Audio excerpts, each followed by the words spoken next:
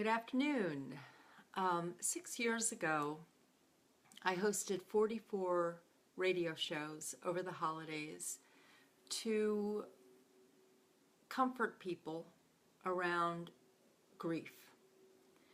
And that series of shows with 27 guests became a journey of how to transform grief to love. And so over this holiday season, I started to repost the shows, one every day, and to give you a little summary about the topic of the show. Well, today I'm finding myself really feeling a little tender around this show because of the depth of the feelings, the depth of the sharing. The show is called The Voice That Calls You Home. And the guest, Rev Andrea Raynor, wrote a book, The Voice That Calls You Home. I know you're going to see it backwards, but this will give you a little visual of the book. And Andrea is, Andy, as she likes to be called, is a hospice chaplain. And for almost a year, she was a chaplain at Ground Zero after the terrorist attack of 9/11 on the Twin Towers. And during the conversation, we talked a little bit about a journey each of us had had around death and loss. Thank you, Charles Sanjoy. I don't know if I'm pronouncing your name right, but thank you for that beautiful comment. So Andy and I talked about this journey both of us had. I had had my first experience with death when my brother died when I was 4, and he died of SIDS. He was 2 months old. And Andy had her first experience, I believe she was 8 years old, when she was at a picnic with another family, and both families were there having a great time, and one of the children died suddenly.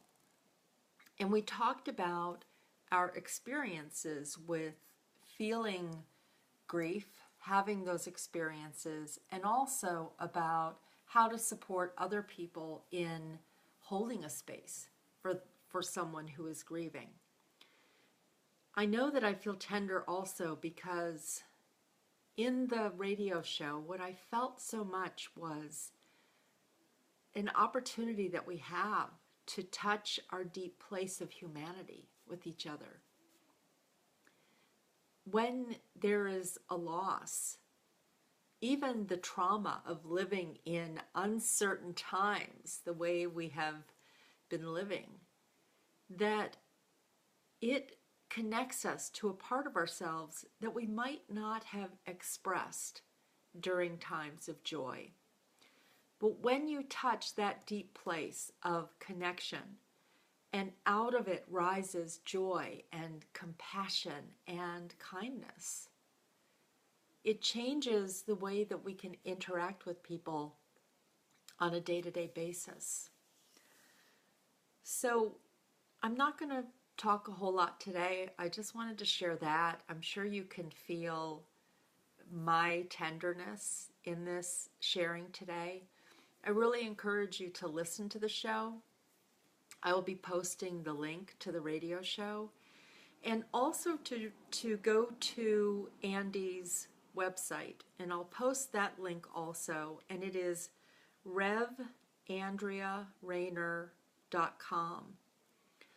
When we did the interview, she had a book, The Voice That Calls You Home, that talked about her different experiences with death, with grief, with loss, and with that connection to joy.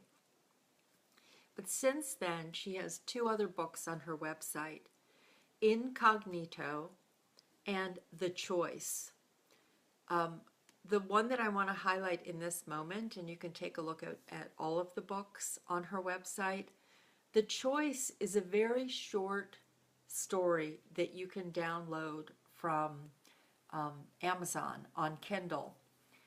And the reason I'm highlighting that is because it's a short story that connects with humanity at ground zero. And there's a really special story that she wrote about that she also talked about on the radio when the workers, I can't think of how to describe them now, who were basically locating bodies. And when they found one of the terrorists, who they assumed to be one of the terrorists who had flown into the Twin Tower. And this choice that we have on how we're going to treat people and who we're going to be. So I invite you to listen to the radio show, to read Andy's books, and to connect with your own choices moment by moment in kindness, in compassion. And even in these uncertain times where you might feel a little bit shaken up, like finding moments of connection throughout this holiday season where you can bring hope to someone else. Begin with your own feelings and nourish that place inside of you first, and then connect with others. All right, thank you for being here. I'll be back tomorrow, and I'll have an announcement tomorrow because there is a book release tomorrow. See you then. Bye-bye.